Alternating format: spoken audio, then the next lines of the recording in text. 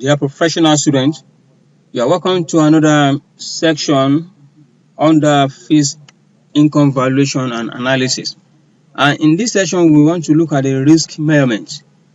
And to start with, risk management is one of the crucial process that is being used to make investment decisions. So the process involves identifying and analyzing the amount of risk involved in an investment and either accepting that risk or mitigating it. Some of these common measures of risk include standard deviation, beta, value at risk, and conditional value at risk.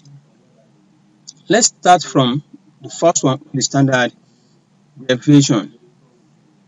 Standard deviation measures the dispersion of data from its expected value.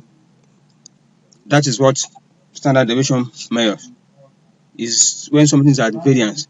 You want to know level of variability of certain data from the expected value. The expected value is the mean,